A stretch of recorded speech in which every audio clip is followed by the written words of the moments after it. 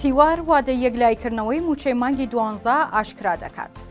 کۆتا موچەی فەرمانبەرانی هەرێم لە بەردەم سێ سیناریۆدایە. وەک پێشتر تیوار ئاشکرای کرد نەک موچەی مانگی 12 بەڵکو موچەی مانگی 11 لە ساڵی 2024دا نەدرا. حکوومەتی هەرێم خشتەی موچەی مانگی 11 بڵاو کردەوە. ئەوەش دوای ئەوەی لە کۆتا ساتەکانی 2024دا لە بەغداوە 441 میلیارد دینار خرایە سەر هەژماری بانکیان.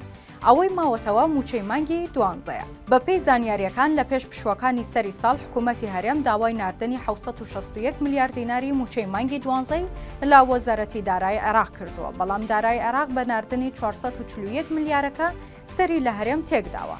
چونکە بەغدا ئەو بڕەپارەی بەناو موچەی مانگی 12 ناردووە.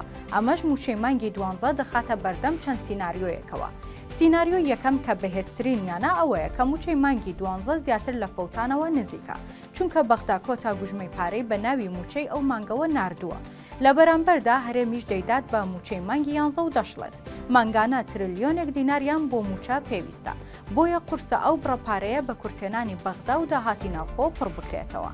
سیناریۆی دووەم ئەوەیە کە بەغدا ڕازی بێت بە ناردنی 761 میلیارد دیناری دیکە و هەرێمیش نزیکەی 250 میلیاری داهاتی ناوخۆی بخاتە سەر و موچەکەی پێدابش بکات. بەڵام بۆ ئەمەش پێویستی بە ڕەزامەندی وەزارەتی دارایی عێراقە کە بڕەپارەی گوازراوە لە پشکی هەرێم لە بودجەی عێراق بۆ موچە بنێرێت کە بڕەکەی 430 میلیارد دینارە. لەم حاڵەتەشدا هەر بەشی موچەی مانگی 12 ناکات. سیناریۆی سێم ئەوەیە کە بەغدا پارە بە قەرز و سلفە بداتە هەرێم و لە پشکی ئەمساڵی بودجەی هەرێم ببڕدرێت. ئەمەش گێرە و کێشە و کاتی زۆری دەوێت. بەڵام سەرچاوەیەک لە وەزارەتی دارایی عێراق بە تیواری وت بڕیارە گوژمەیەکی پارەی تر بۆ موچەی مانگی 12 ڕەوانە بکرێت و بە پێی قسەی ئەو سەرچاوەیەش بڕەپارەکە ڕەنگە نزیکی 300 میلیارد دینار بێت.